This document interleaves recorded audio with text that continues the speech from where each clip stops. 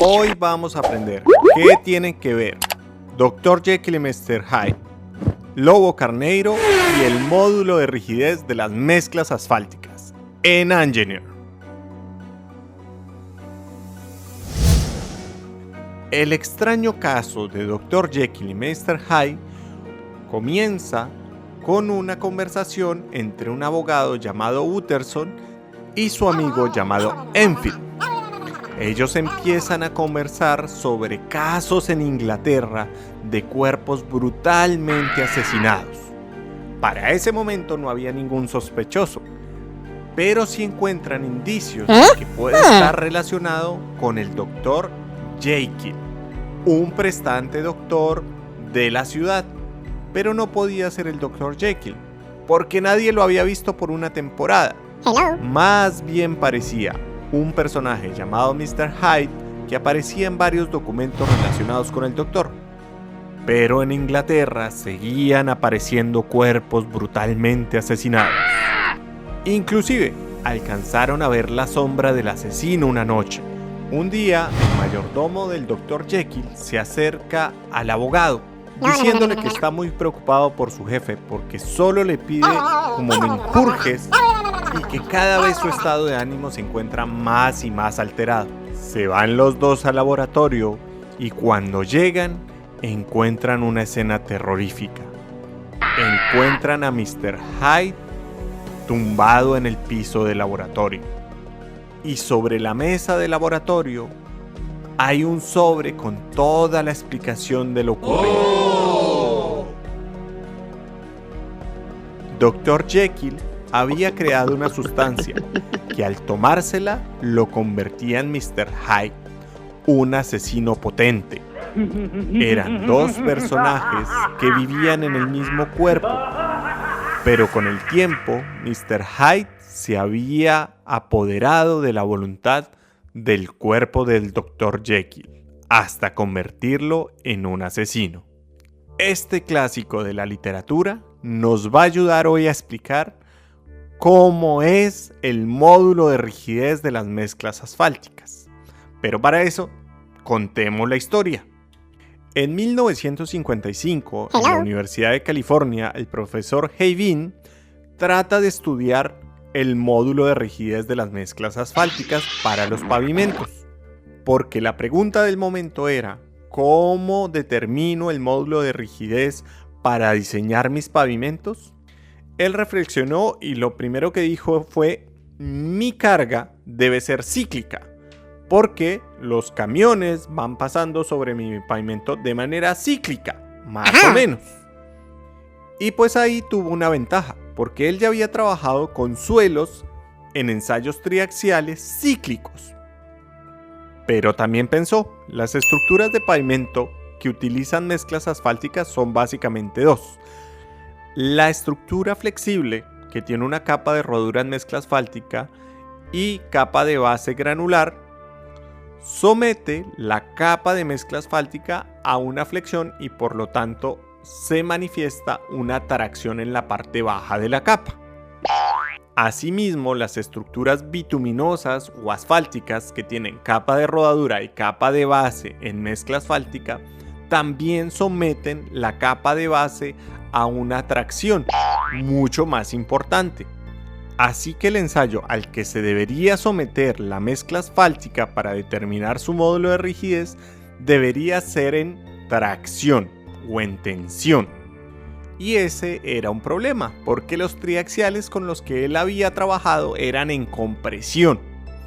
Pero eso no detuvo al profesor, porque él se había enterado de un tal profesor Lobo Carneiro, del cual ya habíamos hablado en un video anterior.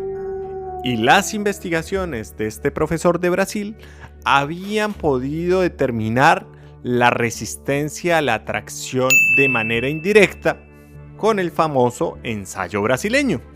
Y pues el profesor se puso a la tarea, cogió su prensa electromecánica y ejecutó ensayos cíclicos con el mismo dispositivo del ensayo brasileño, pero empezando con probetas de concreto, pues para compararlo con los resultados del profesor Lobo Carneiro. El ensayo utilizaba una señal semisinusoidal, es decir, que impone un pico de deformación y después hace descansos, como los que vemos en la gráfica.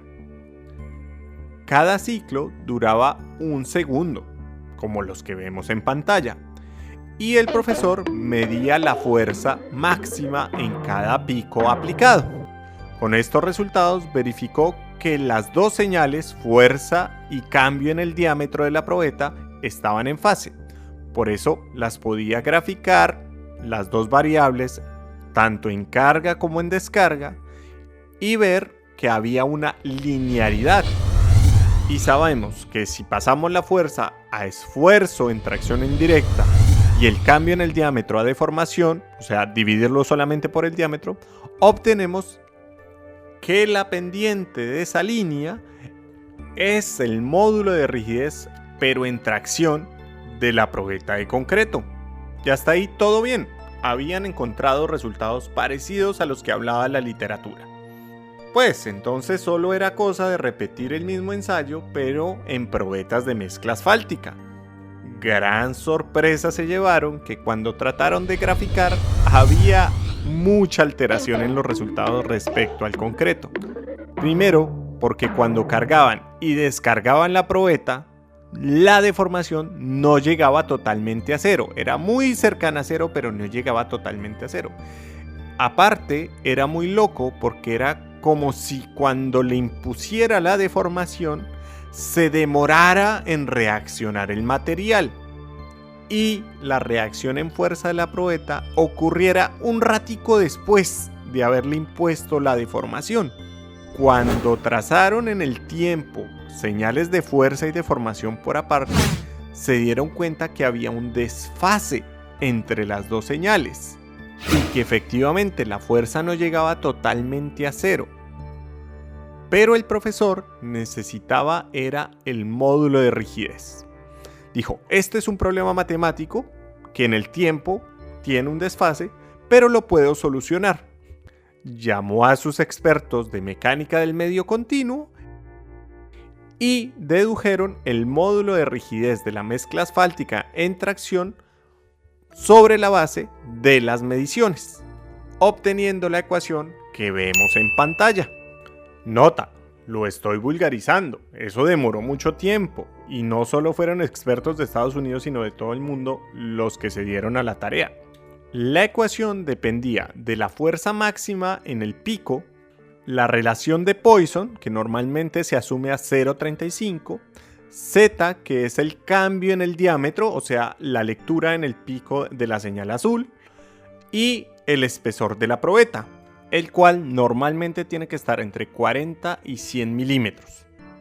Para este ejemplo, asumiendo un espesor de probeta máximo de 100 milímetros,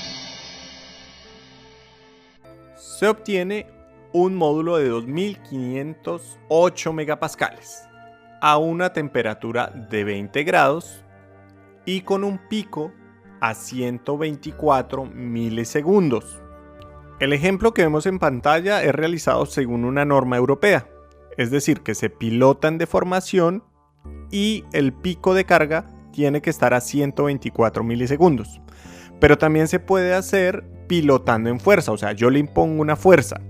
Para eso se tiene que hacer un ensayo brasileño previo y se le impone un pico de carga del 20% de la carga máxima que usted obtuvo en el ensayo brasileño y lo que mide es la deformación. Ese método que acabo de escribir lo utilizan los estadounidenses y el pico de carga lo miden a 100 milisegundos o 0,1 segundos. Existe un error y es declarar el resultado en hertz, pero eso no es adecuado. Para la señal que estamos viendo, la frecuencia es de 1 hertz, pero estamos teniendo en cuenta el reposo. Por lo tanto, lo correcto es declarar el módulo a un tiempo, no a una frecuencia. Pero esto comprobó que el módulo para este material, que era viscoelástico, para los que no saben qué significa este término, hay una serie de videos en los que lo explico. Había que estudiarlos de otra manera en cuanto a su rigidez. Pero entonces ahora la pregunta era, ese desfase que era constante, era siempre el mismo en la señal de fuerza con respecto a la señal de deformación, debía ser una propiedad del mismo material, porque si variaban la temperatura y variaban el momento al que se imponía el pico, ese desfase también cambiaba.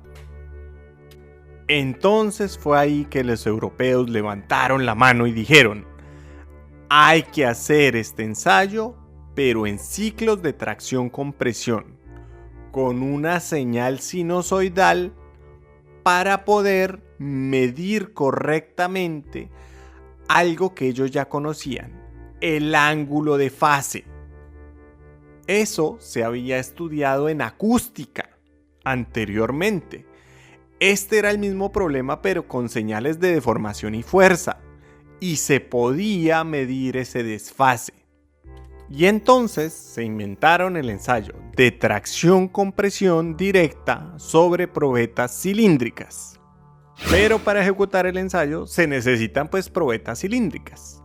Antes hay que compactar una placa, y esa placa se compacta a la densidad de referencia. En algunos países se utiliza la densidad Marshall, en otros la densidad del compactador giratorio según los estándares de cada país.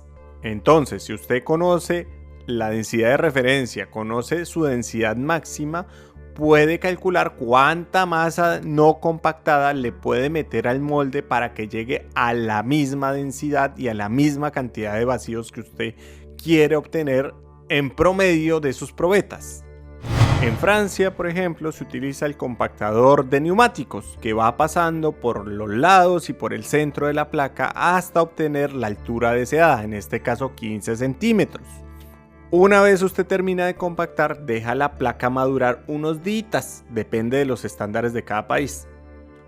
Y de esa placa, en el sentido de la compactación, se deben extraer las probetas que serán sometidas al ensayo. ¿Por qué en la dirección de la compactación? Porque resulta que los estudios han dado que el material es anisotrópico. Por lo tanto, se debe testear el módulo en la dirección del tráfico y de la compactación. Una vez extraídas las probetas, se seleccionan aquellas que tengan el contenido de vacíos apto para el ensayo, según los estándares de su país. Se pega esa probeta con un epóxico a ambos lados y se pone en una prensa hidráulica. ¿Por qué en una prensa hidráulica? Porque una electromecánica no llega a obtener la señal adecuada para hacer tracción-compresión. La prensa hidráulica debe estar adecuada también, obviamente con un captor de fuerza y con una cámara térmica para pilotar la temperatura del ensayo. La muestra se tiene que instrumentar. ¿Con qué? Con extensómetros y con un medidor de temperatura que va a seguir la temperatura durante el ensayo, ya sea en la superficie o en el corazón de la probeta. Se aconseja pilotar en deformación en este ensayo. Es decir, usted en el computador le dice a los extensómetros: realicen una señal sinusoidal hasta llevar a la probeta a que se deforme tantas microdeformaciones. Con eso usted puede garantizar que se encuentra en el dominio de viscoelasticidad lineal, porque más o menos entre 0 y 100 microdeformaciones usted garantiza esto. Como ya sabían que el desfase y el pico de fuerza cambiaba con la temperatura y la frecuencia, ellos realizaron el ensayo a diferentes frecuencias y a diferentes temperaturas, y obtuvieron la bella gráfica que vemos en pantalla. Dos señales sinusoidales, tanto de formación como de fuerza, desfasadas una de la otra como se esperaba. Y ese desfase es equivalente al ángulo de fase dividido en la velocidad angular de la onda, que no es más que 2pi la frecuencia que yo le impongo. Para determinar el módulo, tengo que hacer la relación entre las dos señales. Pero como son senos y son ángulos y es complicado, podemos aplicar varios trucos matemáticos hasta llegar a un número imaginario. Ese número imaginario es el valor absoluto de la relación entre mi amplitud de esfuerzo con respecto a mi amplitud de deformación multiplicado el número de Euler a la potencia de número imaginario mi ángulo de fase. Ahí tenemos las dos propiedades de los materiales viscoelásticos. El valor absoluto del módulo y mi ángulo de fase. Pero es un número imaginario, o sea que se compone de una parte real, E1, y de una parte imaginaria, E2. Aquí podemos ver el resultado de cuando se grafica el valor absoluto del módulo complejo en función de la frecuencia.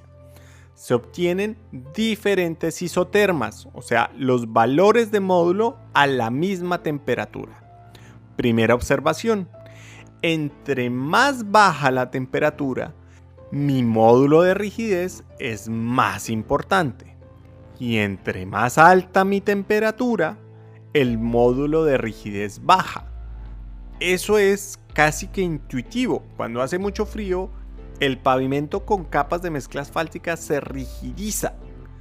Y cuando hace mucho calor, la mezcla asfáltica se vuelve como melcochuda. Pero también se puede hacer una segunda observación. Cuando la frecuencia es baja, el módulo de rigidez también baja. Y cuando la frecuencia es alta, el módulo de rigidez aumenta. Esto es menos intuitivo, pero pasa en la realidad. Si un camión pasa a mucha velocidad, el módulo de la mezcla asfáltica es mayor que si pasa a baja velocidad. El ángulo de fase, que también es una propiedad de los materiales viscoelásticos, recuérdenlo, también cambia con la temperatura y la frecuencia. Entre más alta la temperatura, mayor es mi ángulo de fase, y entre más baja mi temperatura, más bajo mi ángulo de fase. Asimismo, entre más baja la frecuencia, aumenta el ángulo de fase, y entre más alta la frecuencia, disminuye el ángulo de fase. Esta gráfica que vemos en pantalla son isotermas de ángulo de fase.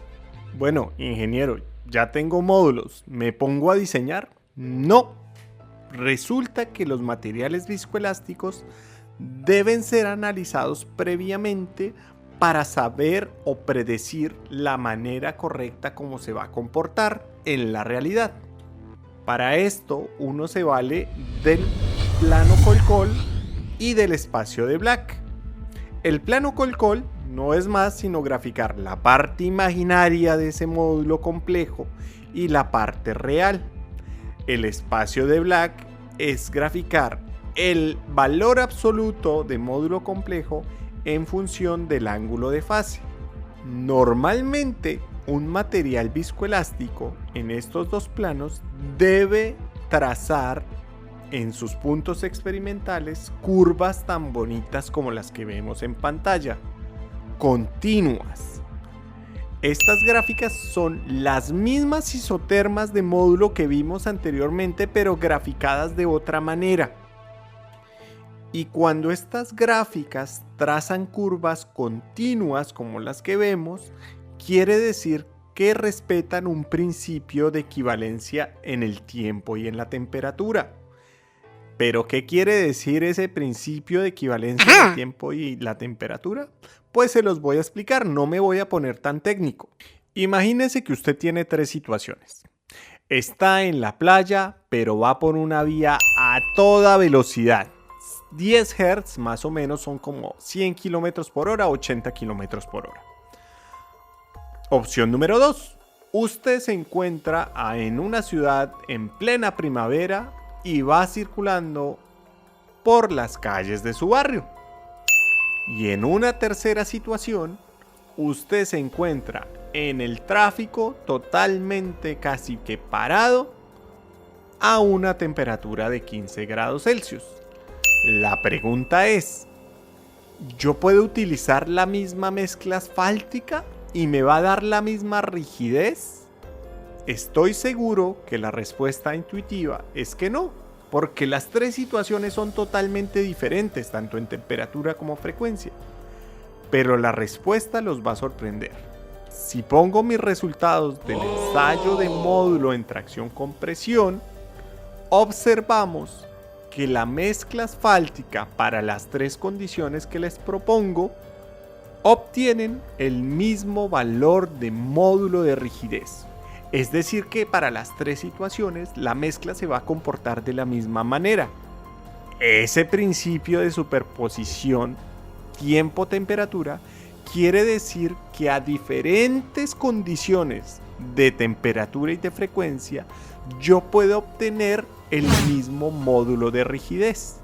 Y si este principio de la física en materiales viscoelásticos es válido, se puede hacer una traslación de las isotermas con respecto a la temperatura a la cual usted quiere diseñar su pavimento para obtener una curva única a la temperatura de mi proyecto.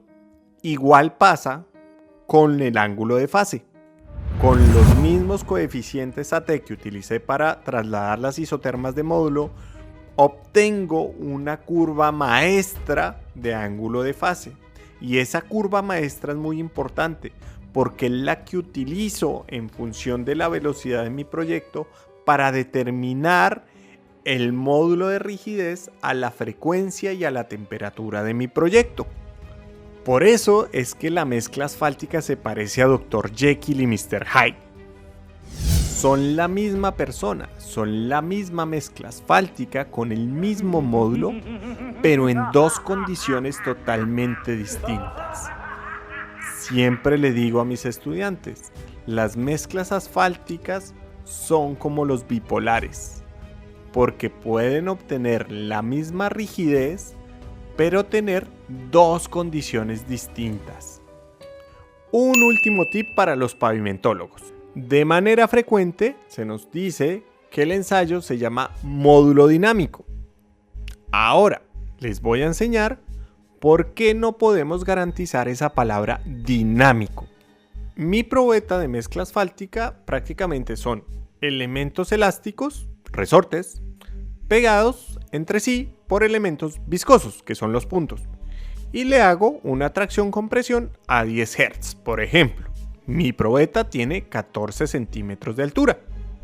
Para que mi ensayo fuese dinámico, necesito una amplitud de onda que garantice ese régimen dinámico. Y para llegar a esa longitud de onda, necesito una velocidad que garantice el régimen dinámico, más o menos en el concreto es de 4000 metros por segundo, dividido en la frecuencia. Entonces la longitud de onda debería ser como 400 metros y mi probeta solo tiene 14 centímetros. Entonces de plano no podemos garantizar un efecto dinámico en mi probeta. Pero la onda de fuerza dentro de la probeta cambia de frecuencia, pues porque no es totalmente homogénea, no es perfecta y se puede propagar a diferentes frecuencias dentro de sí. Sin embargo, no tenemos certeza de esa frecuencia durante el ensayo y el ensayo no está hecho para eso. Entonces, por eso es que los europeos lo llaman módulo complejo. Los americanos lo vulgarizan y le dicen módulo dinámico. Y en Latinoamérica también. Pero es a veces nombres que les ponemos a los ensayos que no necesariamente obedecen a las características físicas del ensayo en sí. Muchas gracias por haber visto el video. Espero que les haya gustado. Si quieren ver más temáticas sobre pavimentos, en mi canal encontrarán una gama amplia de temas. Y no olviden suscribirse, darle like si les gustó y decirle a sus amigos que existe un canal de pavimentos. ¿Para qué? Pues para más ingeniería.